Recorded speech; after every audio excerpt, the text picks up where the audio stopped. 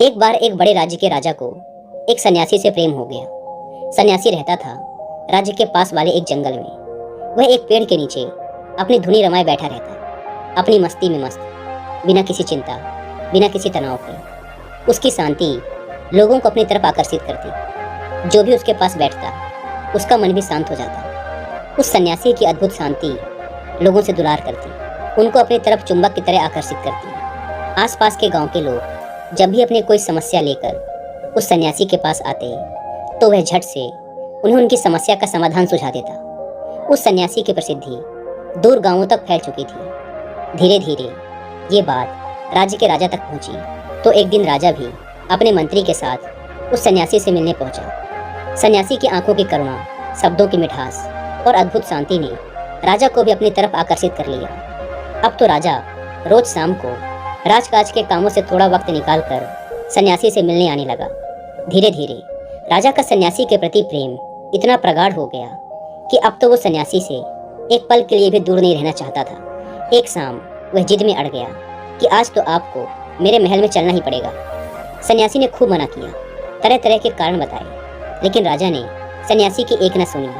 अंततः सन्यासी को राजा के महल आना ही पड़ा। राजा महल में सन्यासी को अपनी ही तरह की सुख सुविधाएं देता, उसे पूरा मान सम्मान देता। राजसभा में सन्यासी राजा से केवल एक सीढ़ी नीचे की कुर्सी पर ही बैठता।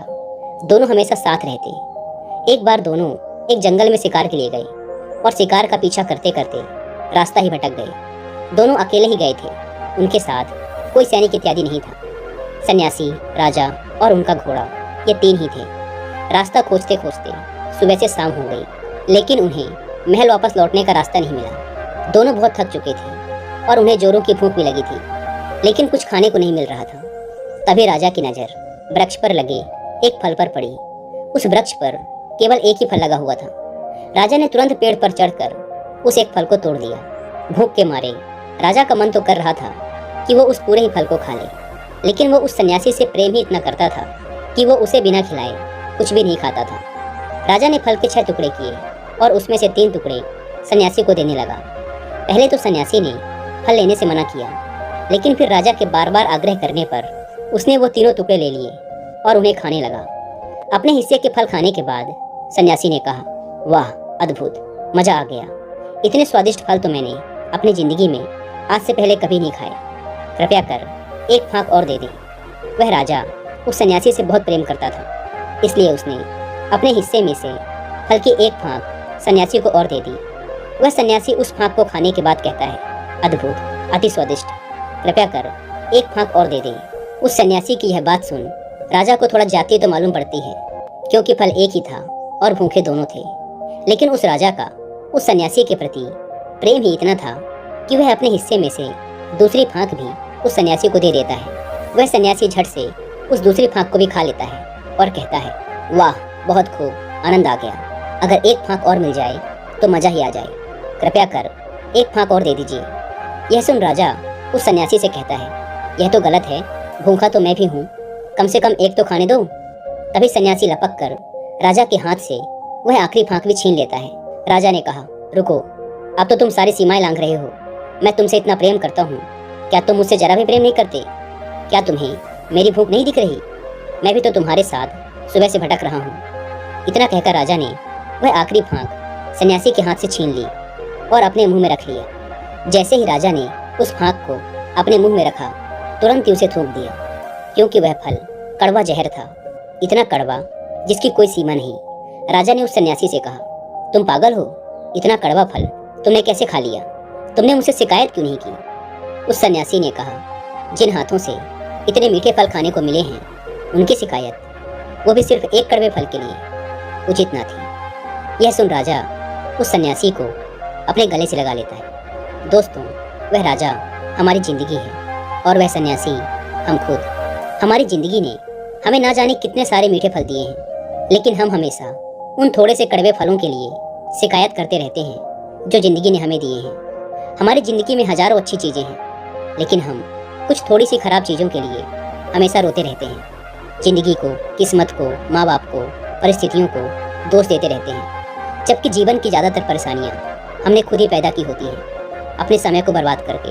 लालच करके, झूठ बोल के, मेहनत ना करके। लेकिन हम खुद के अंदर झांकने की बजाय दूसरों को दोष देते रहते हैं। हम जिंदगी की अच्छाइयों को देख ही नहीं पाते, बस इसी बात में उलझे रहते हैं कि जीवन में कौन कौन सी कमियां हैं। और यही सबसे बड़ी वजह है हमारे दुख की, चिंता की, परेशानी की, असफलता की। क्योंकि जो कुछ भी हमारे पास है, हम उसके लिए आभार से नहीं भरे हुए हैं। हमारे अंदर केवल शिकायतें हैं। इसलिए जो कुछ भी आपके पास है, उसके लिए अहोभाग्य से भर जाओ। धन्यवाद अदा करो उस ब्रह्मांडी शक्ति का, आपको ये सब देने के लिए। हम जिस भी चीज़ के लिए आभार से भर जाते हैं, वो चीज़ें कई गुना होकर हमारे पास वापस आती हैं। इसलिए आपके जीवन में जो कुछ भी अच्छा हो रहा है, और अगर आप चाहते हैं कि वो कई गुना होकर आपके पास वापस आए, तो आप हर उस चीज़ के प्रति अहोभाग्य से भर जाओ। फिर चाहे वो धन हो, अच्छे रिश्ते हों, मान सम्मान या पद प्रतिष्ठा। अचानक से आप महसूस करेंगे कि जिन चीज़ों, जिन रिश्तों से आपको खुशी नहीं मिल रही थी, जो चीज़ें आपको व्यर्थ लगती थी, जिनके लिए आपके अंदर कोई सम्मान नहीं था, आप उनसे संतुष्ट नहीं थे, उन्हीं चीज़ों, उन्हीं रिश्तों से आपको खुशी मिलने लगी है। आप ज़्यादा संतुष्ट और खुश रहने लगेंगे। धन्यवाद का भाव यानी पावर ऑफ ग्रेटिट्यूड इंसानी जीवन के लिए किसी चमत्कार से कम नहीं है, क्योंकि ये हमारे विचारों को पॉजिटिविटी की ओर ले जाता है। दोस्तों, अगर हम एक कागज़ लेकर उसमें एक तरफ ये लिखें कि हमारे पास क्या क्या है, और दूसरी तरफ ये लिखें कि जीवन में कौन कौन सी कमियां हैं, तब हम जान पाएंगे कि जो अच्छी चीज़ें हमारे पास हैं, उनकी लिस्ट तो खत्म ही नहीं हो रही। लेकिन कागज़ के दूसरी ओर कि जीवन में कौन कौन सी कमियां हैं, तो हम पाएंगे कि वहाँ केवल इतनी ही कमियां हैं जिन्हें हम अपनी उंगलियों में गिनकर ही खत्म कर सकते हैं। जैसे कि धन की कमी, समय की कमी, रिश्तों में कड़वाहट इत्यादि। और जैसा कि मैंने पहले भी वीडियो में कहा था कि जीवन की ज़्यादातर समस्याएं हमारी खुद की बनाई हुई हैं। अगर हम चाहें तो थोड़ी सी ज़्यादा मेहनत करके, अपने समय का सही उपयोग करके, अपने रिश्तों को थोड़ा सा ज़्यादा समय और सम्मान देके अपने जीवन की ज़्यादातर समस्याओं को खत्म कर सकते हैं। लेकिन हमारा ध्यान समाधान की बजाय समस्या की तरफ ज़्यादा होता है, और यही हमारे दुख और तनाव का एक बड़ा कारण है। अगर हम ध्यान से देखें तो हमारे आसपास ही ऐसी बहुत सी चीज़ें हैं जिनके लिए हम ईश्वर का धन्यवाद कर सकते हैं। स्वच्छ हवा, पीने के लिए साफ पानी, स्वस्थ शरीर, हमारी आँखें, हमारे कान, हाथ पैर इत्यादि। अच्छी आँखों का होना कितना बड़ा सौभाग्य है, यह उस इंसान से पूछो जो अंधा है। अच्छे कानों की कीमत उससे पूछो जो बहरा है। स्वस्थ शरीर का महत्व उससे पूछो जो बीमार है। अगर ऐसे लोगों को इच्छित वरदान प्राप्त करने का केवल एक मौका मिले, तो ये लोग सबसे पहले अपने शरीर को स्वस्थ करने का वरदान मांगेंगे। इसलिए अगर हमारे पास एक स्वस्थ शरीर है, तो इसके लिए ईश्वर का धन्यवाद तो बनता है। अगर आज रात हम अच्छा खाना खा पा रहे हैं, तो इसके लिए भी ईश्वर का धन्यवाद करो, क्योंकि आज रात दुनिया में लाखों लोग भूखे सोने वाले हैं। कम से कम हम उनमें से तो नहीं हैं। अगर हम हर चीज़ के लिए धन्यवाद के भाव से भरे हुए हैं, तो हम खराब से खराब परिस्थिति में भी खुश रहना सीख जाते हैं। पुराने चाइना में एक बहुत बड़ा सन्यासी हुआ, मुझे उसका नाम याद नहीं आ रहा। एक बार वह अपने कुछ शिष्यों के साथ नदी से स्नान कर वापस लौट रहा था। तभी अचानक उसका पैर रास्ते में पड़े एक पत्थर से टकरा गया। उसके अंगूठे में जोरों की चोट लगी और उसका पूरा पैर लहूलुहान हो गया। लेकिन उस सन्यासी ने तुरंत ही उस पत्थर को उठाकर रास्ते से किनारे फेंका और हाथ जोड़कर परमात्मा का धन्यवाद करने लगा। यह देखकर उसके शिष्यों ने पूछा, आप यह क्या कर रहे हैं? यह भी कोई धन्यवाद करने वाली बात है? सन्यासी ने कहा, धन्यवाद कर रहा हूँ कि सिर्फ अंगूठे की चोट से ही काम हो गया, वरना इस ठोकर की वजह से सर के बल भी गिर सकता था, सर भी फूट सकता था, जान भी जा सकती थी। इसलिए धन्यवाद कर रहा हूँ कि सिर्फ इतना सा दर्द देकर ही मुझे बड़े दर्द को सहने से बचा लिया। अगर ऐसे इंसान को कोई कष्ट भी होता है, तब भी वह आभार प्रकट करता है कि चलो इतने कष्ट से ही काम चल गया, वरना ज़्यादा भी सहना पड़ सकता था। अब ऐसी सोच रखने वाले इंसान को कौन सी परेशानी दुख दे सकती है? इसलिए कहा जाता है कि धन्यवाद का भाव बड़े से बड़े दुख को भी सहने की क्षमता देता है। इसलिए सौभाग्य से भरो उन सारी सकारात्मक चीज़ों के लिए जो आपके पास है।